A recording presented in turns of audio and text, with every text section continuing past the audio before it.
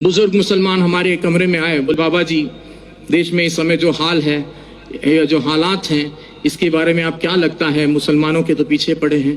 तो मैंने उनसे कहा कि मुसलमान होना अपने आप में गर्व की बात है, मुसलमान होना एक फख्र की बात है, बशर्ते कि वो मुसलमान हो। और मुसलमान से मतलब है मेरा मुकम्मल ईमान वाला, और मुकम्मल ईमान वाला कोई भी हो सकता है, फिर वो चाहे मुस्लिम हो, चाहे सिख हो, चाहे ईसाई हो, या मेरी तरह सनातन धर्म वाला एक मामूली सा अदना सा इंसान हो।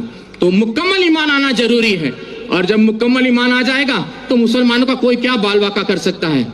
कहते हैं कि नूरे हक शमे इलाही को बुझा सकता है कौन, जिसका हामी हो खुदा उसको मिटा सकता है कौन। न तलवार की धार से, न गोलियों की बौछार से, रब का बंदा डरता है तो सिर्फ परवरदिगार से, और आपको किसी से डरने की कोई जरूरत नहीं है। एक छोटा सा किस्सा और आपको सुना दूं।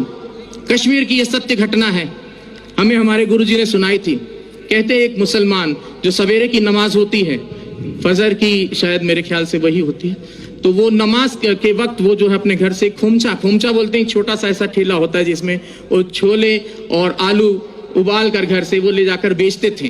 तो बड़े ही अल्लाह के बंदे थे, बहुत ही ईश्वर की इबादत करने वाले बंदे थे।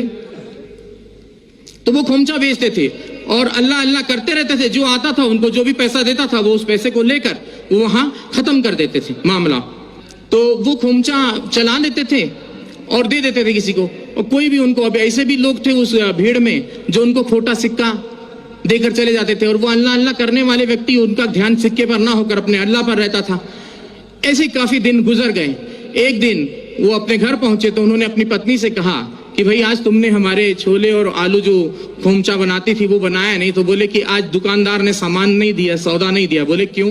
बोले जितने भी सिक्के इकट्ठा किए हैं आपने, ये सारे खोटे सिक्के हैं। बोले हाय अल्लाह। वो वहीं चुपचाप बैठ गए उस ईश्वर की इबादत में कि बोले हे या अल्लाह, ये खोटा सिक्का तेरी दुनिया में तो नहीं चला, क्या मेरे जैसा खोटा सिक्का तुझे कबूल होगा? तो उसने उसी वक्त वहां पर एक नूर प्रकट हुआ और आवाज आई कि उस थैली में हाथ डालकर देख। और जब उसने थैली में हाथ डालकर देखा तो वो सारे खोटे सिक्के सोने की अशर्फियों में तब्दील हो गए थे। तो मुसलमान ऐसा होता है जो किसी खोटे सिक्के को भी हाथ लगा दे तो सोने की अशर्फी में तब्दील कर दे। तो इस चीज का ख्याल रखना चाहिए, मुसलमान को किसी से घबराने की जरूरत नहीं है। और मैं पहले से और काफी दिनों से, मुझे एक व्यक्ति ने कहा कि बाबा जी अब आप कलमा पढ़ के मुसलमान हो जाओ। तो मैंने कहा मुझे कलमा पढ़ने की जरूरत नहीं, मैं खुद ही पहले से जन्मजात ही मुसलमान हूँ। और मुसलमान का मतलब यह नहीं कि कलमा पढ़